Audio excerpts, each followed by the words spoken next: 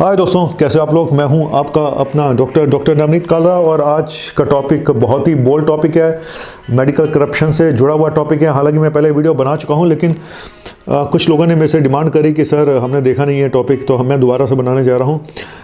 Medical corruption से जुड़ा है। जब पेशेंट डिस्चार्ज होते हैं, उनके बिल वो जब देखते हैं तो घबरा जाता है इंसान कई बार, स्पेशली जब बड़े हॉस्पिटल में एडमिट होते हैं, जिनको हम 5 स्टार होटल्स बोलते हैं, या 5 स्टार हॉस्पिटल बोलते हैं। वहाँ पे बिल देख के इंसान कई बार गिरते गिरते बचता है कि बाकी बिल तो ठीक है, टोटल बिल 5 लाख और दवाइयों का बिल 2 लाख, मतलब आधा बिल तो दवाइयों से होता है। किसी भी पेशेंट जब एडमिट होते हैं तो वहाँ पे जो हेरा फेरी की गुंजाइश है, जो करप्शन की गुंजाइश है, वो कई लेवल पे हो सकती है कि पेशेंट को हम ज़्यादा दिन एडमिट कर दें। जहाँ 4 दिन रखना था 6 दिन रख लिया, चलो जी कोई बात नहीं, उस पर तो आप ज़्यादा बहस कर नहीं सकते डॉक्टर के साथ। 2-3 टेस्ट फालतू करा दो। हॉस्पिटल जो अभी एक मैं डॉक्टर का लेख पढ़ रहा था जो कॉर्पोरेट हॉस्पिटल में काम कर रही थी, तो वो बोलते थे कि ये रेवेन्यू जनरेटिंग मशीन्स हैं। जो डॉक्टर ज़्यादा पैसा कमा के देखता है बस उसी को घास डालते हैं, जो नहीं कमा के देखता है उसको बाहर का रास्ता दिखा दिया जाता है कि आप जाओ। लेकिन आज मैं वो अलग से टॉपिक बनाऊंगा, कॉर्पोरेट हॉस्पिटल की जो कहानियां हैं।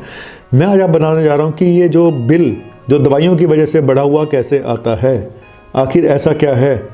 कई बार पेशेंट की ब्रेन डेथ भी हो जाती है, डॉक्टर्स को पता भी होता है कि ये तो पेशेंट मर चुका है, लेकिन फिर भी वो दवाइयाँ चल रही होती हैं जो उसके किसी काम की नहीं होती। बहुत सारी जगह पे प्रोग्नोसिस पता होती है कि पेशेंट बचेगा नहीं, फिर भी वो दवाइयाँ चल रही होती हैं, जिसको देना या ना देना कोई फ़ायदा नहीं है। तो ऐसे ही एक इंजेक्शन है मीरोपेनम। यस, पहले मैं आपको एग्जांपल दिखाऊंगा, फिर आपको बताऊंगा असली कहानी क्या है, कौन कौन इस धंधे में इन्वॉल्व होता है इस इंजेक्शन मीरोपेनम के खेल में। ये खाली इंजेक्शन मीरोपेनम एक चीज़ बता रहा हूँ, ऐसे बहुत सारे इंजेक्शन हैं जहाँ पे ज़्यादातर दवाइयाँ अब सरकार ने पिछले 2-3 सालों में ड्रग प्राइस कंट्रोल में डाल दी है, डीपीसी में। लेकिन ये दवाई इंजेक्शन ऐसा है अभी तक ड्रग प्राइस कंट्रोल में नहीं आया है, और इसी के थ्रू सबसे बड़ी लूट मची हुई है पूरे हिंदुस्तान में। और ये लूट हर लेवल पे है। यहाँ झोला छाप डॉक्टर है वो भी लूट रहा है। कुछ की बात कर रहा हूँ मैं, सबकी बात नहीं कर रहा हूँ, फिर आप मेरे पे एलिगेशन मत लगाना। मैं जनरल वे में नहीं बता रहा हूँ, मैं जो डॉक्टर जो हॉस्पिटल ये काम कर रहे हैं मैं उनकी बात कर रहा हूँ, सबकी बात नहीं कर रहा हूँ। मैं ये नहीं कह रहा हूँ कि सब लोग ये काम कर रहे हैं, लेकिन मैं आज आपको कुछ दिखाना चाहता हूँ। देखिए, ये है इंजेक्शन मीरोपेनम, बड़े नाम से आता है, लेकिन आप इसका जो रेट देख के आप घबरा जाएंगे कि ये क्या हो रहा है।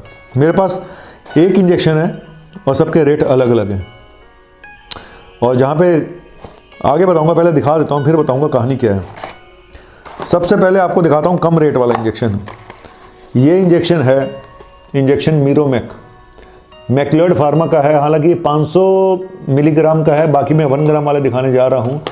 इसका प्राइस है सिर्फ 360 रुपये के आसपास, और 500 वाला जो है वो 550 या 600 के आसपास का होगा। मतलब 1 ग्राम वाला मीरोपेनम मैक्लियोड कंपनी, जो काफ़ी एक बड़ी कंपनी है, नेशनल लेवल पे बहुत बड़ी कंपनी है मैक्लियोड, और इसके जो प्रोडक्ट हैं काफ़ी सस्ते होते हैं। उसका ये इंजेक्शन है ब्रांडेड इंजेक्शन, जो कि सिर्फ 1 ग्राम का इंजेक्शन 550 या 570 के आसपास का आता है, और जो 0.5 है ये शायद 300 कुछ का है।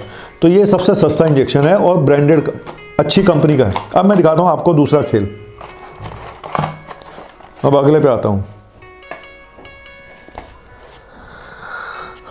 ये है दूसरी कंपनी का इंजेक्शन। मैं नाम यहाँ पे नहीं बताना चाहता हूँ, लेकिन आपको बता देता हूँ, ये है 1800 रुपये का। ऐसे हजारों कंपनियों के इंजेक्शन आते हैं, क्योंकि ये एक जड़ बन चुका है मेडिकल करप्शन का। 1800 का सेम इंजेक्शन, 550 का, 600 का सेम इंजेक्शन 1800 का। अब आता हूँ तीसरा, ये भी सेम इंजेक्शन है। इसकी एमआरपी है 3660 रुपये। आप देख लीजिएगा, 3660 रुपये। क्या समझे आप? एक ही इंजेक्शन 550-600 का, दूसरा इंजेक्शन जो मैंने दिखाया था आपको 1800 का, और तीसरा सबसे उनका सबका बाप 3660 रुपये का। क्या समझे आप? कुछ समझे? इसी के थ्रू लूट मचती है ज़्यादातर हॉस्पिटल के बिलों में। क्योंकि मेरे साथ ये हो चुका है, मेरे साथ तो कई बार हुआ है, ये मेरे अपने रिश्तेदारों के साथ हुआ है। मैं उनके लिए कुछ नहीं कर पाया। जब मैंने कंप्लेन करी उस कॉर्पोरेट हॉस्पिटल में, तो उन्होंने बोला जी हम कुछ नहीं कर सकते। डॉक्टर ने बोल दिया जी ये तो हॉस्पिटल की जिम्मेदारी है, कौन सा ब्रांड लगाना है कौन सा नहीं लगाना ये हॉस्पिटल तय करते हैं, जो बड़े बड़े हॉस्पिटल्स हैं, कॉर्पोरेट हॉस्पिटल हैं। हालांकि कई झोला छाप डॉक्टर भी इसके थ्रू पैसा कमा रहे हैं, अपनी क्लिनिक पे ठोक देते हैं इंजेक्शन। इसलिए इस इंजेक्शन का ओवर यूज़ भी हो रहा है, क्योंकि इसमें कमाई बहुत ज़्यादा है। और जब किसी एंटीबायोटिक का ओवर यूज़ होगा तो वो इंजेक्शन एंटीबायोटिक काम करना बंद कर देगी सर, एंटीबायोटिक का रेजिस्टेंस डेवलप हो जाता है। तो एक सिर्फ इस वजह से इस मेडिसिन का ओवर यूज़ हो रहा है, क्योंकि इसमें कमाई बहुत ज़्यादा है। आप सोचिए कि 3660 रुपये का इंजेक्शन है तो कितने का मिलता होगा उस झोला छाप को या उस हॉस्पिटल को? मुश्किल से 300 रुपये का। एक इंजेक्शन में 3300 रुपये 3400 रुपये की कमाई हो रही है सिंगल इंजेक्शन में, और दिन में अगर 3 लग गए तो सोच लिए 10,000 रुपये सिर्फ एक पेशेंट के। और इस तरह के ना जाने सैकड़ों पेशेंट बड़े बड़े हॉस्पिटलों में एडमिट होते हैं, जहाँ पे ये एक इंजेक्शन एक ही दिन में उनको लाखों रुपए कमा के देता है। और सिर्फ यही इंजेक्शन पूरे हॉस्पिटल की सैलरी निकाल के दे सकता है। आपको सुन के बहुत आश्चर्य होगा। मैं चाहूँगा इस वीडियो को आप शेयर करें, आगे तक पीएमओ तक शेयर करें, जितने भी बड़े बड़े मंत्रालय वहाँ तक शेयर करें। हालांकि मैं पहले ये वीडियो बना चुका हूँ, हालांकि कुछ हुआ नहीं, वहीं का वहीं है, ढाक के 3 पात। तो मेरा एक ये फर्ज था आपको बताना कि ये करप्शन चल रहा है। अब मैंने पहले बताया था मेरी मदर इन लॉ के साथ ऐसा हुआ था जब वो एडमिट थे एक लुधियाना के एक बड़े हॉस्पिटल में, कॉर्पोरेट हॉस्पिटल में। वहाँ पे ये इंजेक्शन चल रहा था। मैंने जब वहाँ गया उनको देखने के लिए, अब तो इस दुनिया में नहीं है, चली गई हैं, तो मैंने उस डॉक्टर साहब से पूछा, मैंने कहा सर ट्रीटमेंट तो ठीक है लेकिन कम से कम एक, मैंने आपको बताया था मैं डॉक्टर हूँ, मेरी मदर इन लॉ है, उसके बावजूद आप ये काम कर रहे हैं, इसको तो चेंज कर देते कम से कम। ये ब्रांड तो कम से कम हम एक अच्छा सस्ता ब्रांड दे सकते थे। तब जाके उन्होंने चेंज किया। ऐसे ही एक और पेशेंट के साथ मेरे हुआ, जो मेरे रिलेटिव थे, यहाँ दिल्ली में किसी हॉस्पिटल में एडमिट थे। जब मैंने उनके डॉक्टर से बात करी, मैंने कहा सर ये क्या कर रखा आपने? तो कहते सर हमारे हाथ में नहीं है, आप ये हॉस्पिटल के मालिक से पूछो, ये लोग वो जिम्मेदार हैं क्योंकि ये डिसाइड करते हैं यहाँ पे कौन सा ब्रांड बिकेगा कौन सा ब्रांड नहीं बिकेगा।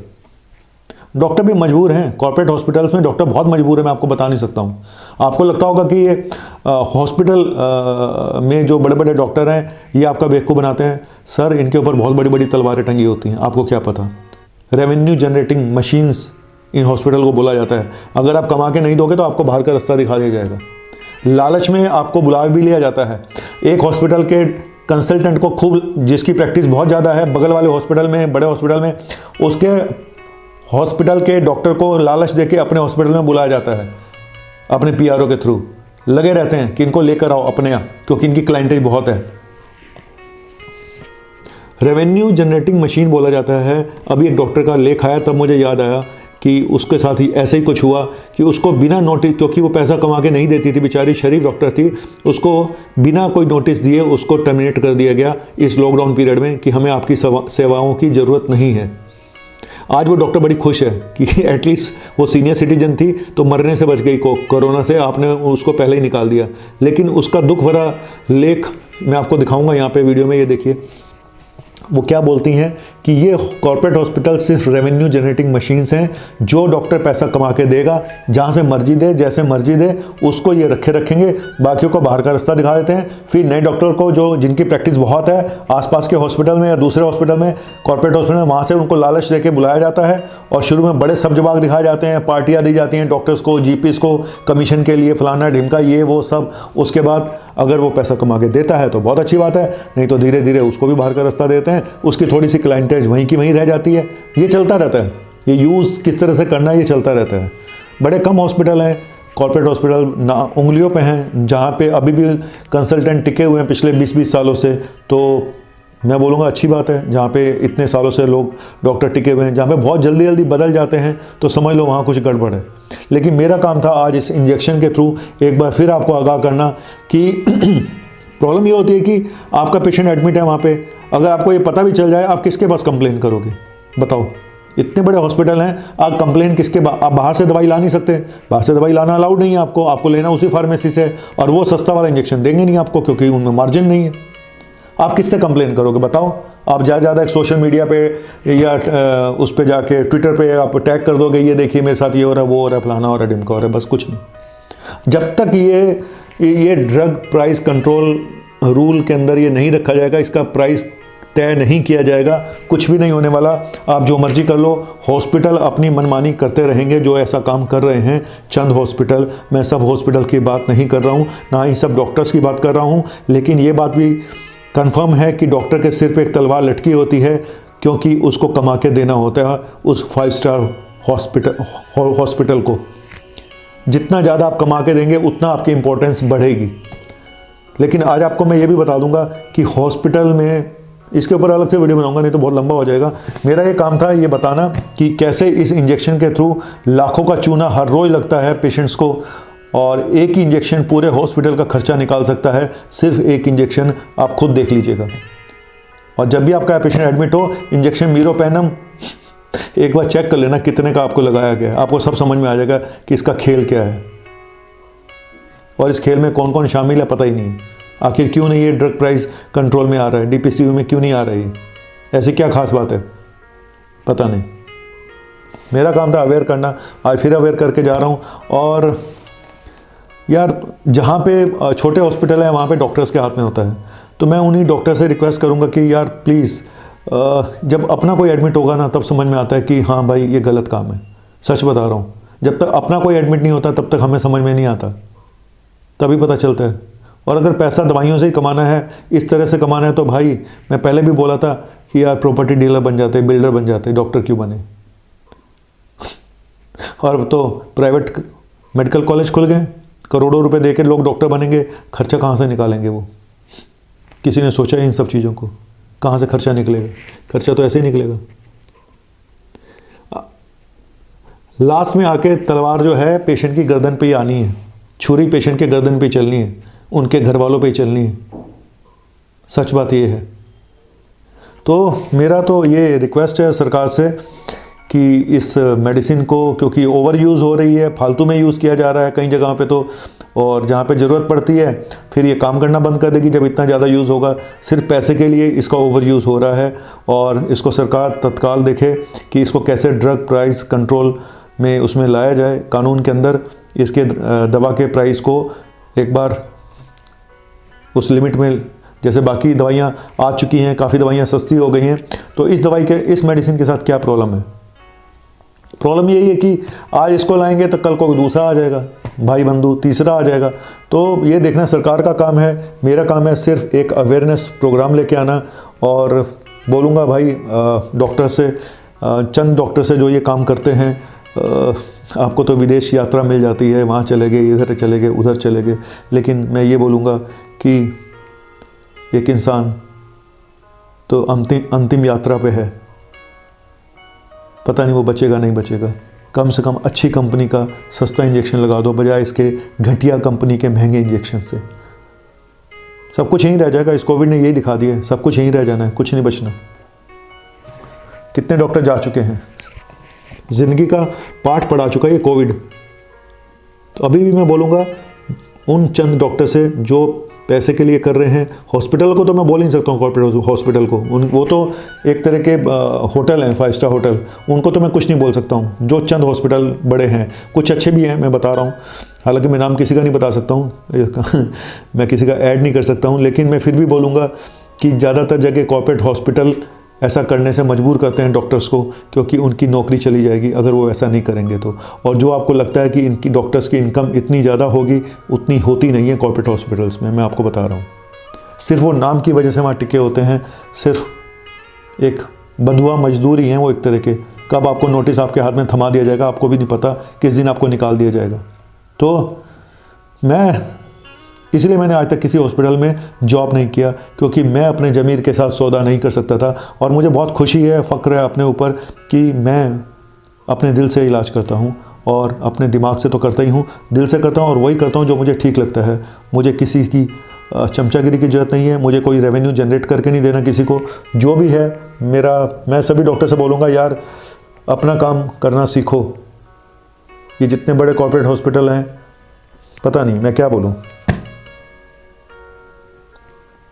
मेरा तो सलाम है और भगवान से यही प्रे करता हूँ कि मुझे यार बीमार अगर मैं हो जाऊँ, मुझे मत एडमिट कराना, मुझे ऐसे ही ऊपर ले जाना, वही ज़्यादा अच्छा है, मुझे नहीं होना है प्लीज़। हाँ, चलो चलता हूँ, दिल भारी हो जाता है जब जब ये टॉपिक देखता हूँ। मेरी मदर इन लॉ तो चली गई इस दुनिया से, और पर ये बहुत बड़ा एक बोझ दिल में रह गया मेरे। मैं पहले भी बोला था, ये बोझ है दिल में। और जब जब मुझे ये इंजेक्शन सामने आता है तो मुझे अपनी मदर इन लॉ की याद आती है कि वो भी चली गई दुनिया में, वो भी ऑलमोस्ट डेड हो चुकी थी, वेंटिलेटर पे थी, फिर भी उनसे पैसा कमाया जा रहा था। एक ही दिन में 10-10 हज़ार, सिर्फ 3 से 4 लाख रुपये एक्स्ट्रा दिया उन लोगों ने सिर्फ इस दवाइयों के through.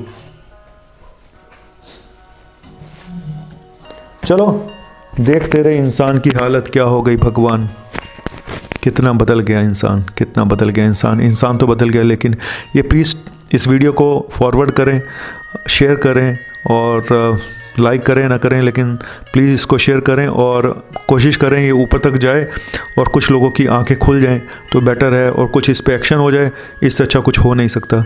Thank you very much. आपका अपना डॉक्टर नवनीत कालरा।